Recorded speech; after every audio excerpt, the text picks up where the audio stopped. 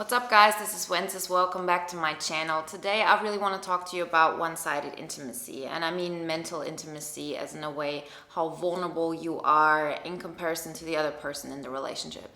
This can be a thing in romantic relationships, but I have also seen it in friendships. I have seen it in family situations.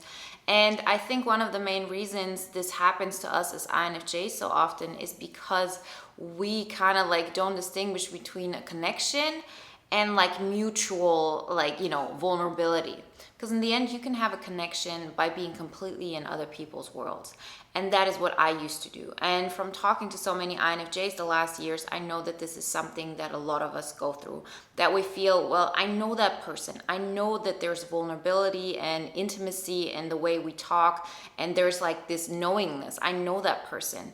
But the main reason why this is happening is because we are so adaptable to that other person. See, the whole thing is that we look into the situation. So let's say you meet somebody, you feel like, oh, there's this instant connection. Then you kind of get away from each other. Everybody does their thing. But in your mind, you keep absorbing that person. You keep absorbing everything they're about, everything that they are. And you kind of feel like, well, I know that person. I know exactly who they are. There is this deep connection because I'm so close to that person. And I'm not even here to tell you, well, you're not. It's just that you're only connecting with that person in their world, on their terms, and they have absolutely no idea who you are. So yes, there is a connection, but it's because they're living in their world, you're normally living in your world, and you're here with them. And then you ask, of course there's a connection. That kind of behavior, that's that typical narcissistic dependency dance, right? So even if you're let's say you're dependent that you always go into other people's worlds, and that person would be let's say a normally healthy person with no problems with boundaries, there would be problems like this. This would help to put it more in the middle. But most of the time, if we're not developed as INFJs, we tend to go for, dependency. That's like a bad thing that happens when we are not healthy and taking care of ourselves. Other types, if they're not healthy, they might go into the narcissistic tendency or anything else in that direction. It goes more about, I'm not being vulnerable, I'm actually being more strict to the outside. I don't let the other person see any kind of vulnerability within me because that's too scary for them, right? For us, if we're not careful, we let that person see so much of our vulnerabilities because that's a way of flight or fight thing, right? So let's say you get into a dangerous situation. Some people, they react with fight mode. They react with, I'm gonna be aggressive and do something about it in that way. Other people just take a step back and feel like, oh, okay, don't worry. I'm not a threat. I'm not a threat here. Don't worry about it.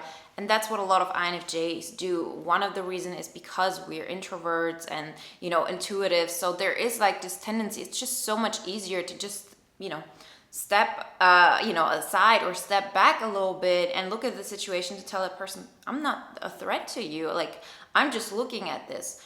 But that makes the other person even more aggressive because they feel like, oh, okay, so I'm putting out my defense mechanism. And that other person's actually saying, listen, I'm even more vulnerable and I'm more open, because although you take a step back, it's not like when we go back to those two situations that one person is here and here. And when I say you take a step back, it's not that you go over here.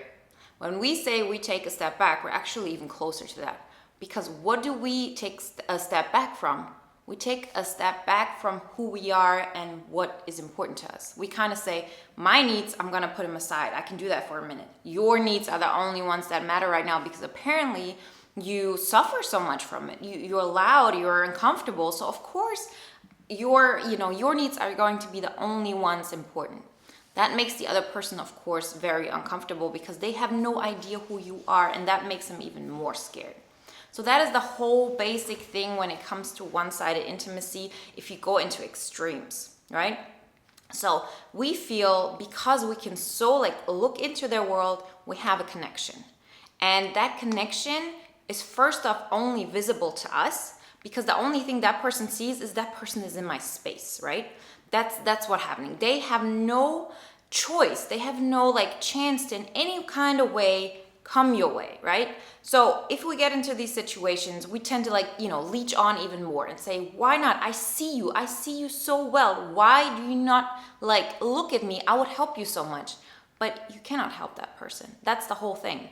As long as you're not being yourself, as long as you're not being here, as long as you're not at least for some kind of thing really saying, listen, this is what I'm about and this is what I'm about without you, what is the benefit they have from you?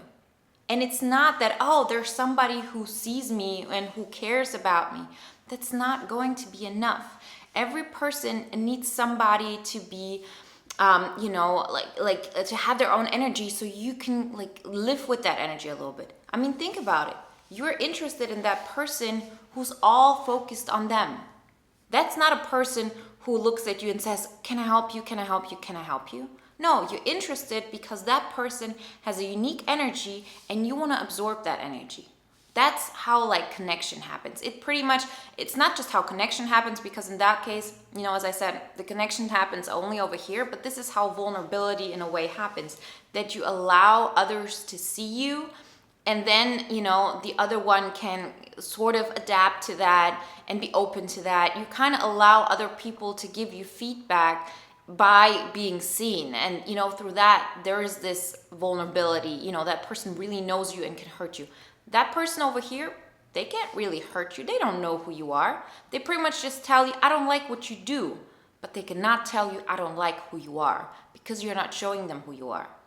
And in a lot of ways, as I said, this is more of a flight kind of reaction, but it comes back to the fact you're scared to be seen due to rejection. That's gonna cause rejection. There is some unique points of view that person could see and not like, and it also has to do with judgment, because there is always a judgment towards that person that might, if you really tell it to them, they might reject you for it because you have this point of view that's different than theirs. If the more you're connected to that, you feel well, I have your opinion, so I cannot be rejected because I don't have a different judgment than your worldview. The more you hear, the more it's obvious I have my unique point of view, so do you. So the more I show that, the chances are bigger that you reject me. That's what we think. But as I said, if we go only over here, that person does not know who you are. That person will reject you just by default because you're not even trying to be seen. You know what I mean? And it's a very, very tricky situation because, as I said, the biggest problem and the biggest mistake we make is to think, well, I'm doing everything I can for that person. But you neglect to think why you like that person. You don't like that person because that person does so much for you and, wants to be a partner and wants to look into your hobbies and help you with them. If that was the case, you wouldn't be thinking about this video in regards to that relationship. That relationship is happening because you're looking into their life.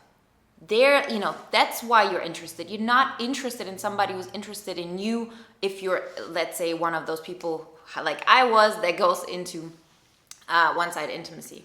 So understand, people can only be vulnerable with you if they know who you are and if they know who you are outside of them. So if they didn't exist or if they weren't in your life, who would you be? And try to be that person as much as possible while that other person is, really getting to know you.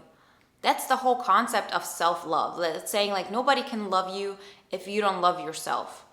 That's all there is to it. If you're only looking in that way, there is no self-love. You don't put any energy towards showing people, this is who I am, this is what I believe, this is the kind of music I love, this is the kind of fashion I love, or these are the kind of stuff, things I like to do. You're not saying that, because the moment you say that so boldly and you really say that, and also judgmental things, saying, well, I don't like that political view, just as an example. I have a conviction of who I am, and the more open you say that, the more people will have a chance to reject you, right? So there is always this fear in the back of our mind, and then we think why in the world is that person not seeing me? I'm doing everything for that person.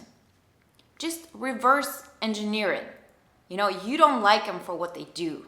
You like him for who they are and like who they represent, and maybe for what you could do for them. Sometimes that's even like another bad thing, that we feel like the only way people could really like me is for what I do for them. And then you feel like, oh, but I see what they're suffering from. I'm gonna help them and they're gonna like me because I see their pain and I can fix it. But as I said, this is a dependency kind of thing. Like real connection, real connection that is based on two people being vulnerable together, is based on two people who like who they are, who work on who they are, and before they can do that, who first accept who they are and stand by who they are. And then, they connect and get like somewhere in the middle ground where everybody kind of like, focuses on the world of the other, and there is compromise and there's understanding and there's like taking a seat, like back seat to like that, because the energy that the other one is giving you is enriching your life. And it's enriching your life not because I want to do it for that person, but because I do it for me. I remember this, this has been such a big thing for me. I don't know who it was. I think it was Kiki Palmer, and she had like this quote, and it's probably 3 or 4 years ago, I don't remember. And she said something like, I love who loves me. And I thought, what a stupid thing to say. Like, how is that's like so, unauthentic, right? Because I thought like, why should I like somebody for liking me? That's like me not liking that person for who they are, right? So that thing, like, I didn't understand it. I understand it now. I understand it so much better now, and I understand how important it actually is. Because the thing is this, if like we want to have a healthy relationship that works in the long run, where you don't have the thing of ever thinking, well, this is a one-sided intimacy kind of thing, where I feel like, well, I know that person so well, and that other person is pretty much saying, what are you talking about? And you keep on getting in situations like this. I was a person like this. Like this was a pattern I took for me for over 10 years. It's like, I couldn't let it go until I understood, for this to really work, I have to love myself first. And then I have to have people who love me for me loving me, and not for what I do for them, but just for me being me, and for the energy I give. So I don't know what kind of philosopher it was, or I don't know where it came from, but there's like this saying, the sun rises every day, and it gives sun and light every day, and it never asks the earth, what are you giving me in return? That sun is shining for itself. But with that, that's the whole energy overflowing cup thing that I keep on talking. You're still giving love to everybody, like on earth, on plants, on everything, right? That's just like the exuding energy. And we want people to want to connect with us, to want to have a connection with us based on what we're actually first off doing for us and then sharing with others.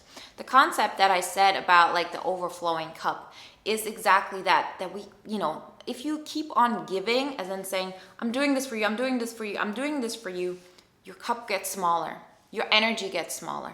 That person doesn't have a better life because of what you do for them. They cannot. They first off don't see you because your energy gets smaller, and they can't appreciate that. But you know how it is with people that you meet and you say like, just their sheer presence makes my life better. Just their sheer presence and them being here lifts me up. Those are people who love themselves enough, make sure they have enough energy and exude that, and then help others. And that's the whole point, right? So when I help somebody, I don't do it in a way of I need something in return. I'm not doing that in the hope that one day they will see what I do for them and then they will give me something back. That's what's all wrong about the one-sided intimacy thing, because you feel like, well, I'm giving everything, and that person, I do that so that person sees me. If that person saw you from the beginning, you wouldn't have been giving so much. And it's not that you don't want to save that other person or help them. It's just that if things are going right and you're like in this mindset, which is like, I help myself first, it's never going to be that you go down to where they are and then pull them up. That's just not how it works. Because if you go down a rabbit hole of somebody who's not healthy or, not in a good state, that person pulls you down. There is no chance for you to pull that person up. The only way you can help that person, so to say, and the only way that person could actually really like you for who you are is by you, loving yourself enough to pulling yourself up. And while you're up there, that person can use you like a rock to climb on, climb up on. It's not you bending down and pulling them up. It's you being that rock that they can pull themselves up on. And that's a reason why that person will tune into you. Why that person will like want to be part of your life. Because in the end, like, we all want to be selfless, right? There's like this thing, but in the end, if you're not even being selfless because you're helping that person that, strikes your interest. There are at least 100 people in your surrounding who have the same problems, but you're not aware of them because their energy doesn't pull you in, but that person's energy pulled you in. So we're all naturally, if we want it or not, we get pulled into other people's energy if there is something that we can take from that. Our hope when we go there is we're gonna get, appreciation. They gonna see, oh, that person, they understand me so well, they saved me, and therefore I'm gonna like them. It's just like a wrong kind of thought that I've went through over and over again, and it just comes back to that. It's just not what works, But if you really are all into, I want to exude energy and not expect anything back, because in the end, I'm doing this to re-energize myself, And if I help people, then I help them, and I don't hope that that person will give me something back, and that's when I can adapt, or that's when I can like kind of lay down and stop fighting or anything like that, how I used to be. Now I know I'm going my path, and everybody who wants to join me and we can compromise in some kind of way, great. Like, that's authentic love. That is more, without condition.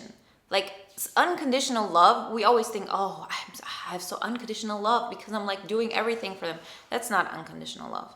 It's not. Because you're actually depleting yourself in order to be there for that person. And you cannot do this forever. Like, I have played this game to the end. I have gotten to a point where I just gave. That person did not give me anything back.